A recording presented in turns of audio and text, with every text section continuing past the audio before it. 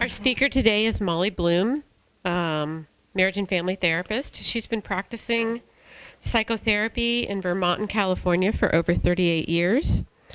Challenged by a client years ago to learn everything she could about ADHD in order to help him, Molly has logged several thousand hours working with ADHD adults and their loved ones. She facilitates a monthly adult ADHD support group in Petaluma for the National Organization of CHAD. In her private practice in Petaluma, in Katati? Okay. In Katati and San Rafael, she provides individual and couples counseling, coaching, and group facilitation in a broad range of issues with a specialization in ADHD in adolescents and adults. Welcome, Molly. Actually, I'm going to just use this. Okay. Hi, everybody. What an illustrious crowd. Happy Valentine's Day. It seems like a perfect day to talk about couples and ADHD. Whenever I start to think or speak or write about ADHD, something really unique starts to happen to my brain. It turns into a mind map. I start out with the thought, what am I going to say about attention deficit disorder with and without hyperactivity? And all of a sudden I have a thought.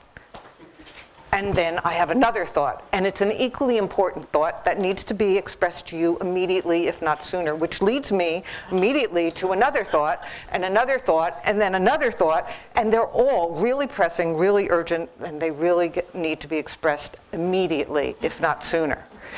And this goes on for a little while, and it's only when I actually step back and take a breath and take a look at what's going on with myself that I realize that the state of mind I'm experiencing is a real lot like the state of mind that a lot of my ADHD clients explain to me is their state of mind.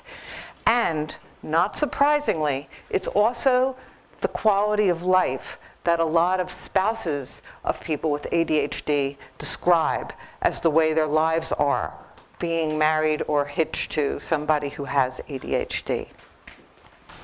So as not to kind of overwhelm you with the mind map of my mind, I've given you a somewhat linear approach to what today's going to be about. And if you'll take a look at your handout, I have the presentation outline. I'm going to start out with a brief example and description of ADHD, and then I'm going to talk about their partner, who's likely to hook up with somebody who has ADHD and end up coming into therapy. Then I'm going to proceed to talking about how to differentiate between what we call non-ADHD effects of couple dysfunction and ADHD effects of couple dysfunction. I'll take a break at that time for about 5 minutes and try to handle some questions. And then I'll go on to talking about some techniques I use in a multimodal approach to working with these couples, trying to handle the question, whose responsibility is it anyway? I will be focusing on the key to this whole presentation, which is forging a new bond to deal with the uninvited guest that ADHD is often in this relationship. Talk a little bit about conflict management and what happens when kids come on the scene. I'll take another break, handle a few more questions for about 5 minutes, and then I'll finish with some hopefully useful tips and metaphors and stories that you might be able to make use of when you're working with these couples. I'll try to leave enough time at the end so that we'll have an opportunity to handle questions.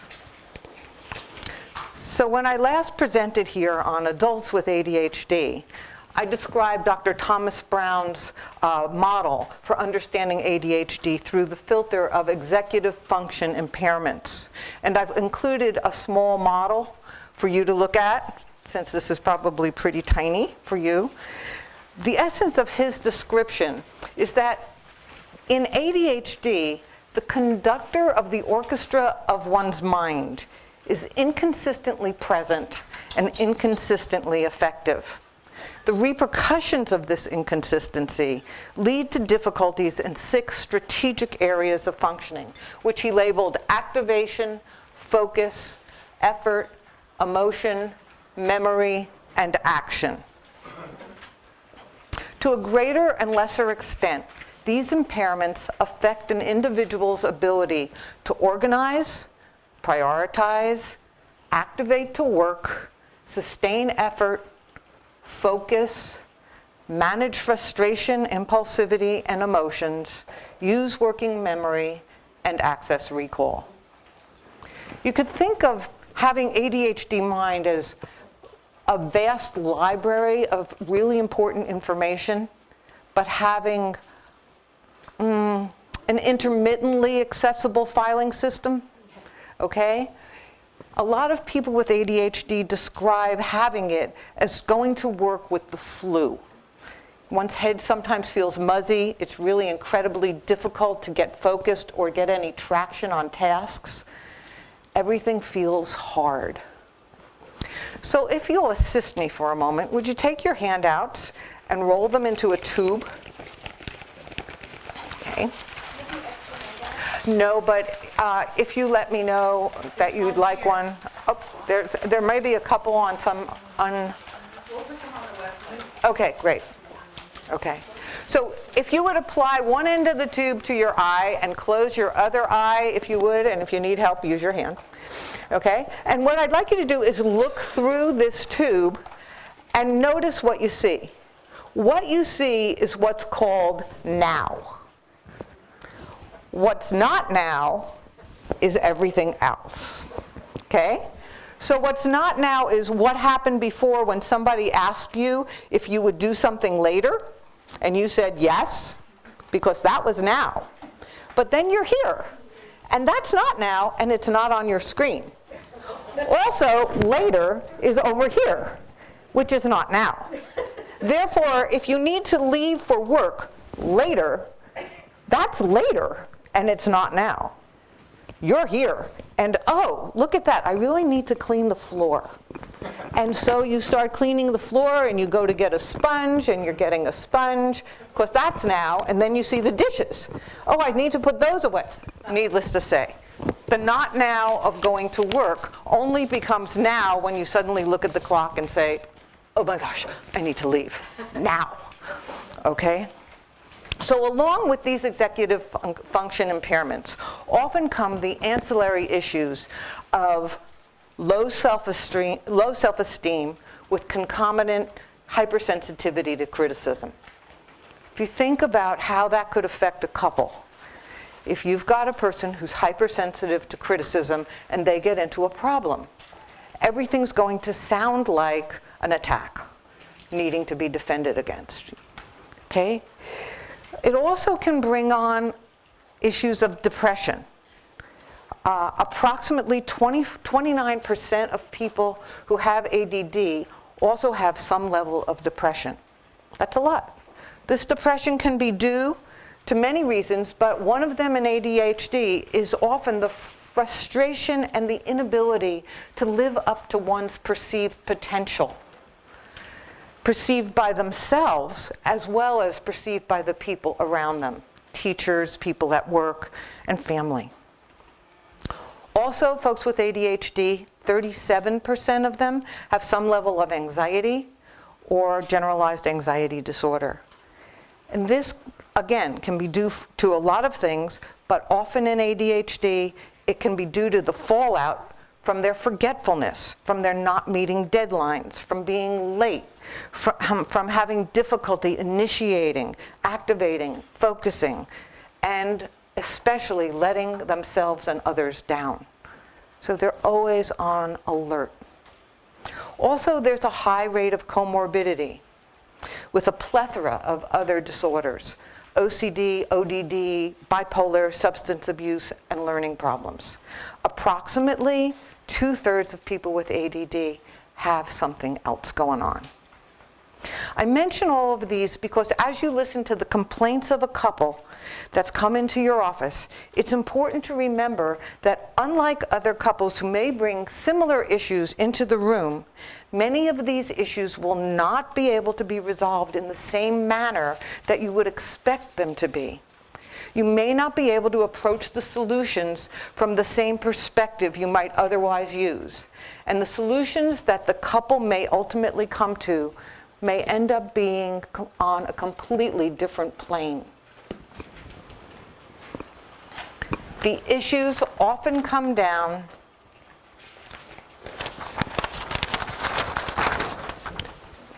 to three core things.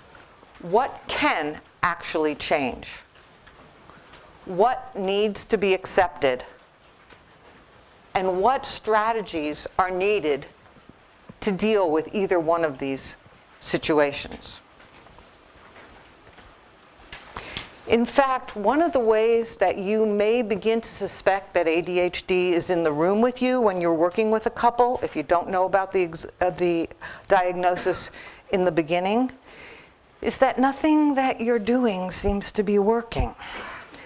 As a matter of fact, it may even seem that the interventions you're making are exacerbating the same situations that they brought into the room, even though the partners may seem totally engaged and fully willing while they're in your office.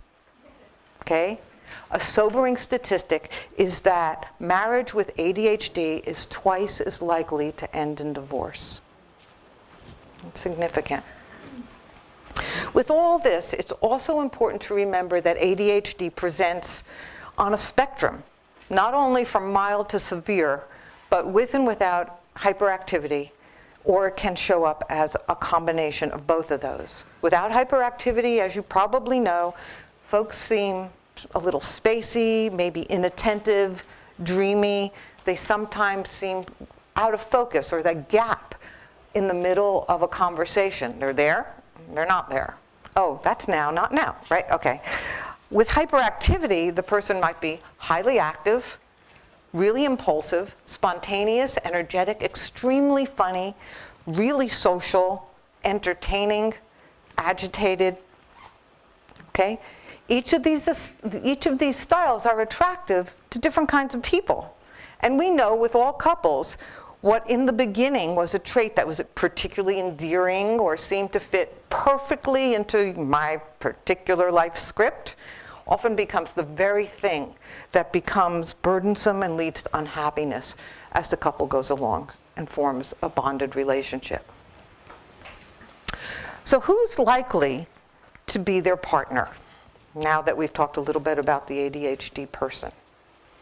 I know that I'm going to be typecasting right now, and I want you to know that I know that, okay? This is based on the difficulties that we see coming into a therapy situation, okay? There are a lot of people out there who have ADHD-affected relationships who do great. As a matter of fact, they do just as well as every other couple that you can imagine. Their temperaments allow for eccentricities, they blend their differences, and they support their frailties and vulnerabilities, and they feel really enriched by each other. And there's lots of reasons for that. Those that come into therapy actually can reach that place as well, and they frequently do.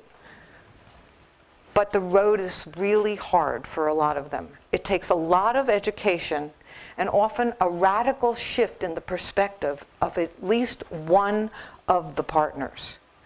They both end up having to dig pretty deep and have a lot of tenacity to make their way through the obstacles that ADHD brings into the relationship. Many non-ADD partners tend to have strong executive functions. They can organize, prioritize, strategize, and act highly efficiently with the best of them. They may have strong nurturing and helping instincts. They are problem solvers and get a lot of things done. They make lists, check things off, and move on to the next project. They're calmed by order, disdain chaos and clutter. They like to feel in control. They like to be on time, and they often have some really good rules to live by. If not that way before their relationship began, they may have a tendency towards developing codependency. They tend to be linear-minded, sometimes rigid, or become so in the face of feeling totally out of control, which often is the case when you have an ADHD partner. They are often drawn to their ADHD mate because of the spontaneous, fun-loving, creative qualities they possess. And this is not to say that they themselves don't have those very same spontaneous, fun-loving, adventurous qualities. The difference is that they tend to be able to remember that there's a clock, that they have other responsibilities, that maybe this looks a little too risky for the children to engage in. So they're the damper or the mediators, the moderators of their relationship. A lot of times the non-ADHD spouse will report having been tremendously impacted by their partner's intense focus on them during the courting stage, and that they loved feeling needed and appreciated for being supportive and caring and willing to do all the stuff that the ADHD partner seems sort of unwilling to do. And although you may be presented with someone that seems angry, controlling, unreasonable, blaming, and untrusting by the time they get in to see you, they will assure you over and over and over again, this is not me. I am not normally angry. I'm not always walking around frustrated. I'm not a nag. That's not who I am. But they are then. They also may present as depressed, hopeless, and anxious. And by the time you see the couple, they may have one foot firmly out the door, even though they'll tell you that they still very much love their spouse. And of course, another type of partner is someone with ADHD, not necessarily the same brand. Working with a couple where both individuals have ADHD can feel, I don't know, a lot like trying to put out a forest fire with a watering can, or maybe herding cats.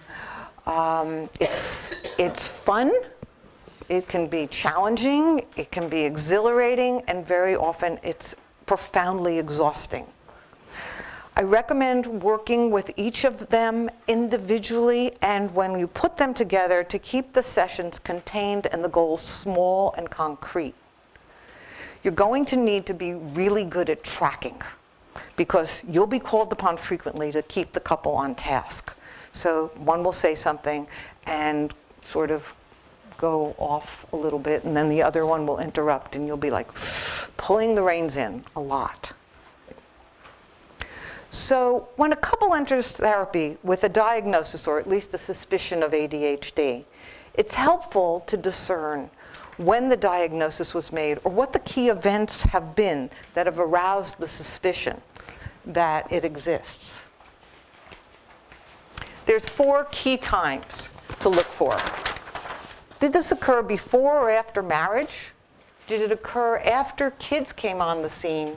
Or did it occur after a child or children were diagnosed with ADHD? Okay? If before marriage or after marriage, you're going to want to know, is the ADHD treated or untreated? And if so, how? And what's the effect that treatment or non-treatment has been having on the coupledom? How did it show up, the ADHD? How did it show up then, before marriage, and how is it showing up now? And what are each of the partners' views of ADHD? Are they educated about it? After kids, what led to the diagnosis? Often the ADHD spouse may have become overwhelmed and has a tendency to withdraw after kids show up on the scene. And instead of saying she, he, I'm just going to say she or he and keep it with that. So she's not able to be a consistent parent. The new needs for the structure and increased tasks find the non-ADHD spouse overwhelmed and resentful, because all of a sudden she's not only doing all of the tasks, and she no longer has any time to oversee her partner. Without the support, the ADHD spouse may not be able to sustain the new levels of demands. The non-ADHD spouse may develop fear for the safety of the kids And you will often hear the non-ADHD spouse say something like, my partner is great with playing with the kids. He's fabulous. They get down on the floor, they tussle, they have adventures, and I'm home doing all the stuff. And that develops resentfulness. If the diagnosis came after a child or children have been diagnosed with ADHD, oftentimes you'll hear about the aha moment. They're sitting in the doctor's office and the doctor or the evaluator says, you know, your kid has ADD, this is why, these are the symptoms, and one or the other of them looks at each other and goes, that's my partner, or that's me. That's the moment when the diagnosis is made for the parent. And then, of course, we find out that ADHD has a high genetic correlation. Okay. If there's no diagnosis when the couple comes into your room, but you're beginning to suspect, pay attention to certain things. A child has just been diagnosed with ADHD, okay? There's a description that they're giving you of a huge change in attention to and appreciation of the non-ADHD spouse after the courtship ended. You may get a long list of things like, my partner hyper-focuses on the computer or the television. He or she overworks or has an inability to sustain a job. There's clutter and broken promises and forgetfulness. Difficulty sustaining conversations. I start a conversation and the next thing I know he's telling a joke. Or I start a conversation and things start getting heavy and all of a sudden he's looking at a magazine. There may be sexuality issues. High demand. High demand for sexuality is also stimulation-seeking behavior, okay? Or lack of interest. Well, we've done this before, it's sort of boring. Or addictive use of pornography. Look for other hot topics such as addiction, financial issues such as really poor or no record keeping at all, or impulsivity-related issues. And then you'll hear about issues with friends, such as needing to be the life of the party, saying inappropriate things, embarrassing things, appearing to be rude by interrupting a lot and not listening. You'll hear about difficulty making decisions, bad organizational skills, and really interesting time management. Of course, all of these things can be sourced by other things than ADD, but being alert to the confluence of some of these issues and traits can help you, okay? Remember that ADHD is on a spectrum, and most of the traits of ADD are things that show up in non-ADD individuals as well. This is a key reason why there's been so many non-believers in ADD, right? Everyone can be focused, can be unfocused, have clutter, procrastinate, become overwhelmed easily at different times in their lives. For the diagnosis to be valid, it must meet with the 3 Ps. It must be persistent, can be traced back to childhood, pervasive, it's evident in several major life areas, and prohibitive of success in the quality of life in such areas as work, self-esteem, relationships, home. It's also helpful when you're working with this couple to discern what stage of difficulty the couple's at when they come into your office, okay? Check for the level of codependency. Does the non-ADHD spouse act like the relationship is more important than having a self? Look for an extreme parent-child dynamic. This is the most common and most destructive dynamic that you're going to find in these couples. It kills romance, it kills sex, and eventually it can kill the relationship. Try to discern how enmeshed the problems are with the ADD. Is the ADHD seen as a separate entity from the person who has it, or is the person identified with it, both by himself and or by his or her partner? Without an understanding of ADHD, the behaviors can seem like character flaws. Selfishness, self-centeredness, laziness, disrespect, a lack of personal integrity, that's a really big one, and acting like a child.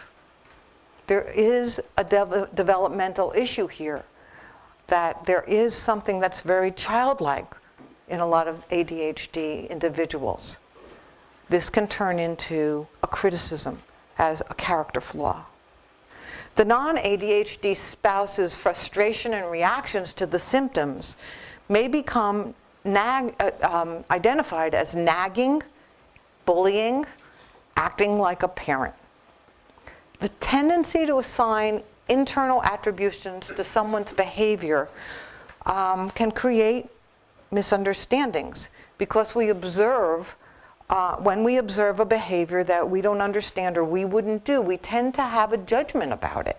For instance, when a person you're talking to looks away or starts interrupting you or telling jokes or sidetracks you when you're trying to have a discussion with them, you might draw the conclusion that this person is really rude and you don't want to hang around with them. But what might really be going on is that person may have ADD, and ADD is having their way with them at that particular moment. They're not being able to curb their impulsivity. They're not being able to read social cues. How personally is the non-ADHD spouse taking the behaviors? Does this person feel uncared about, disrespected, ignored, and has she lost respect for her partner? Again, this is going to be because the ADD spouse is identified by her with the ADD, number one, and number two, it's seen through the lens of character flaws, not as a disorder. Some specific signposts to look for are, is the non-ADHD spouse confused or concerned? This is probably maybe going to occur before you see them. It's going to move to frustrated, angry, anxious, and maybe some physical symptoms. Now you're going to start seeing this couple show up in your office. Hopefully you see them before they reach the stage of hopelessness, depressed, or feeling trapped. Because then you're doing some really quick pedaling to try and help this couple. The ADHD spouse may present as confused, feeling helpless or victimized. Hey, my partner supported me and loved me, totally accepted me, and now she's just turned into a nag. She doesn't accept what I do. She sees me as constantly wrong. I don't know what I can do to please her. Okay, so they're surprised and angry about how angry their partner is. What did I do? I'm still the same me. You're going to see a lot of defensiveness, very possibly. That's not just because of this relationship. This has been going on since childhood. You know, all of these ways I'm wrong, I'm not okay, I feel ineffective. People have been telling me, what's wrong with you? Why don't you just try harder? Okay, so defensiveness can be really high. And then you want to find out whether there's a willingness or an unwillingness to get treatment. And if there is treatment, what's happening with that? These will help you diagnose how much room you have to work with this couple. One of the first things you may end up having to do is put a lot of attention on de-escalation. And one of the best ways to do that is through education. Okay, we're at our 5-minute part, and I am going to do what I try and teach my ADHD people to do. I'm going to set a clock. And so I'm going to know when 5 minutes are up. Got it? This is an externalized executive function tool. Here we go. Any questions? Yes. So I have two. The first one is, this really sounds like a developmental deficit in the goal-corrected partnership. In the goal corrective? Corrected partnership, which is a significant milestone at about age 4 or 5. Does it's signified by the child's inability to regulate excitement and distress. Am I'm thinking developmental. It is developmental. It's under the category of neurodevelopmental. As you said, genetic, and in fact, and I'm speaking as a genetic engineer here, there's no single gene for ADHD. There are associated genes, but there's no one gene that causes for a disease called Okay. ADHD. It seems that, yeah, what the statistics show is there tends to be a corroboration between parents that have ADHD. But that could be developmental. It could be. Because a parent with ADHD is not going to be able to teach the goal-corrected partnership to a child. Just saying. That Do you have a good assessment tool? That's my second question. Dr. Brown has a good questionnaire. Dr. Thomas Brown has a really good assessment tool. Thank you. Yes. Along in that line, you might also give us an idea about how often this happens along with TBI, TBI. traumatic brain injury. Oh, I don't know. I don't know that. Yeah, Yeah. could also be Another- Yeah. And I have heard just recently that that auditory processing disorders have a tremendous similarity to ADHD-like symptoms as well. And that there's some work being done right now on correcting auditory processing disorders and finding an alleviation of a lot of these symptoms. Anything else? Yes? So an adult with ADHD or suspected ADHD, how does alcohol use impact that? Well, not well. One of the things that you'll find is a lot of correlation between the use of alcohol, pot, and other medications, self-medicating behaviors. And one of the things that some of my clients have told me is that it relieves them of the static that goes on in their mind. It quiets things down. It changes their perception. It's a way of changing their worldview so that they're not having to be present with their lack of self-esteem and all the reasons why they feel that way. So it's an escape for them as well. But a great deal of it also has to do with, I like to think about being inebriated or drugged as knocking out the parent part of you that's going to set limits and take care of you first. So it's already missing. You add that in and you've got really extreme behaviors, impulsivity that leads to really bad addictions, and a continued use of, this relieves me from having to deal with life, so I'm going to use more. Okay? Okay. If you have somebody who already has half a dozen different diagnoses, how do you introduce the idea that they have yet another? Without- How do you introduce, if you have somebody who has a string of diagnoses already, how do you introduce that, oh, guess what? We think you may have another one. Let the self-esteem go away. Right. Well, the DSM-5 now is doing something different than what we had as, instead of just a string of diagnoses, you're having, well, these symptoms look like this in a lot of different diagnoses at the same time. So you can talk about features more than anything, and you don't have to add a name. If you add a name, you're going to talk specifically, educate about what are the specific things that happen with the ADHD that can exacerbate some of the other symptoms from the other diagnoses, and vice versa. So you're just talking about why it may look harder. Yeah, not easy, right? Yes, and I'm going to ask you to hold that question because it went ding, and I'm going to be good at modeling this behavior. A great deal of treatment for ADHD couples begins with education. Though, as one of my mentors said early on, understanding sometimes is the booby prize. And I have often found this to be particularly true when working with ADHD clients.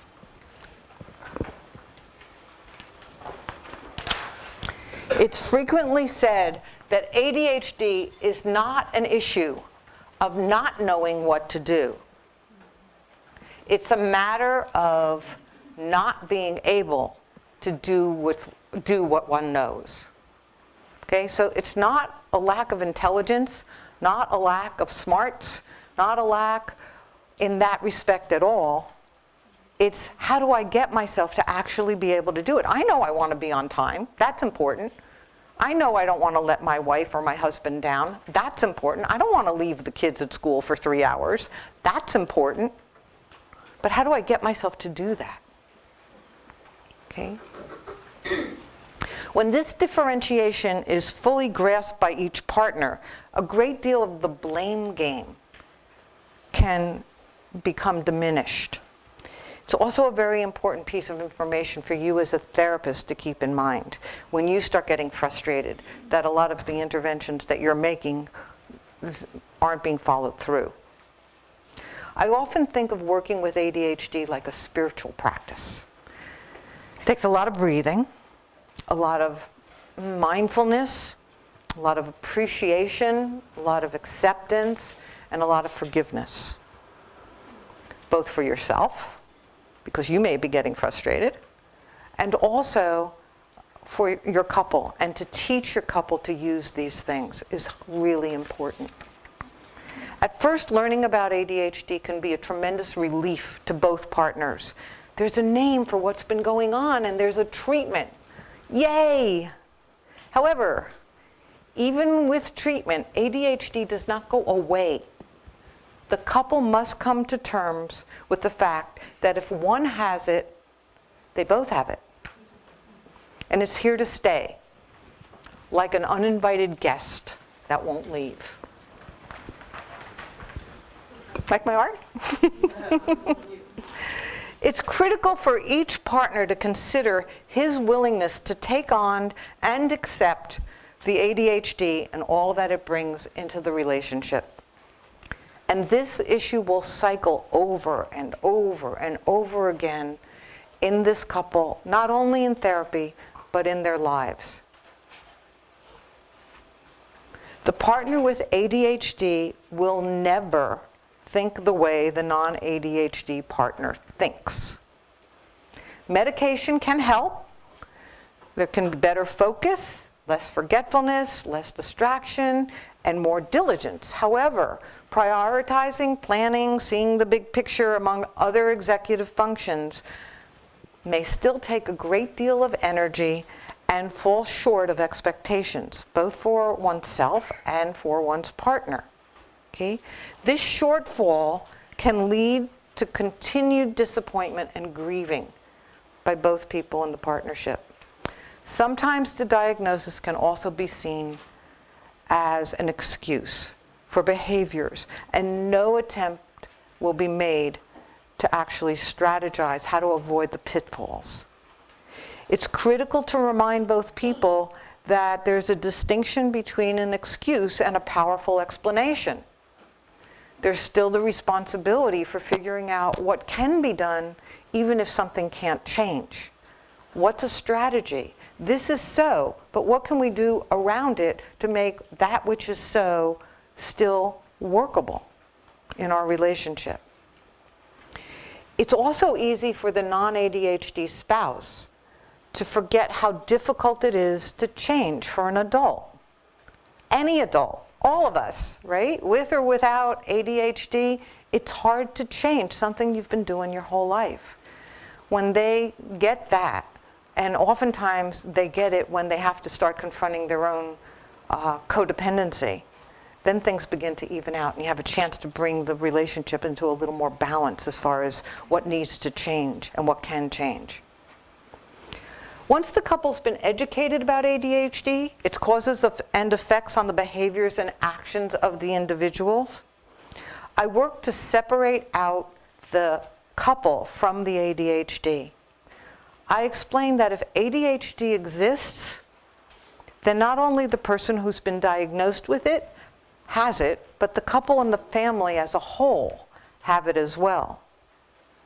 Each one must contend with its impact on all of the relationships in their lives. As I said, some people refer to ADHD as the uninvited guest in the relationship. One book about couples by Gina Pera is called, Is It You, Me, or the Adult ADD? And that's the way it's really helpful to look at it. I feel it's critical to disconnect the ADD from the individual for the sake of the couple's work.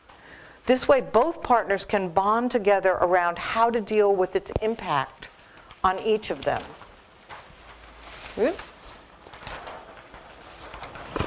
Okay. You are, in essence, seeking to forge a new working relationship where both individuals are concerned about how to deal with the uninvited guest and come to better understand its impact on each of them individually and the family, the coupledom as a whole. Through this perspective, each can share how the presence of ADHD affects them personally.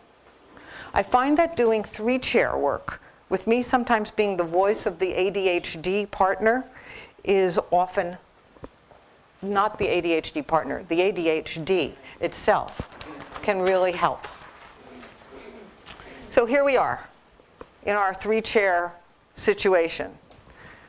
Being the ADHD voice, I describe the data, the effects of inconsistent executive functioning. I talk about, I create forgetfulness. I create poor time management. I create inattention or over-attention or getting stuck. I create difficulty transitioning from one thing to another. I'm the cause of poor follow-through. I'm the reason why someone is not going to stay with a task that feels boring, because I fall asleep. I stop working when I get bored. I don't want to feel that way. So that's the ADHD. Now we get to talk about what's it like in the second chair where the non-ADHD spouse is. And I'll hear things like, I've developed a lack of trust that a promise will be kept. I'm feeling constantly hypervigilant. I'm taking too much on and feeling overwhelmed and not supported. The need to cover for you and for what you won't do, or you won't do fast enough or with enough efficiency. I feel angry, I feel hurt, I feel lonely and abandoned. I'm nagging and I don't want to nag you. I'm yelling because I don't feel like you hear me. I've lost hope that things can be different. I had an image of the relationship that was very different. It didn't have this being in between us. The third chair holds the voice of the ADHD-affected spouse. It talks about the need to stay late at work due to not being able to concentrate, having to work more slowly, being highly distracted all day.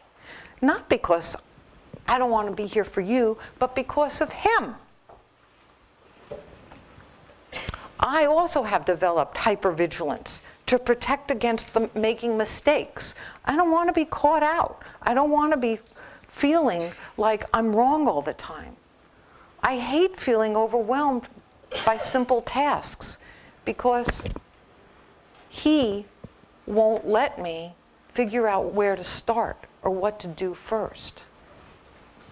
I'm angry. I'm hurt. You've abandoned me. And I don't feel like I'm to blame. I'm tired of feeling wrong all the time. I'm tired of feeling incompetent. I'm yelling because I don't think you hear me. You don't understand me. I'm tired of not trusting myself. After they've begun to forge a new alliance, I recommend setting aside weekly and sometimes daily meetings at home to continue the sharing about what it's like for each of them dealing with the ADHD. This is not about fixing it. This is about explaining to each other what it's like living with the ADHD. I often use the term ADHD land as a way to emphasize the rules and emphasize that rules and time are really different from the ADD perspective. It's similar to learning about a different culture for each of them. It's not wrong. It's just different.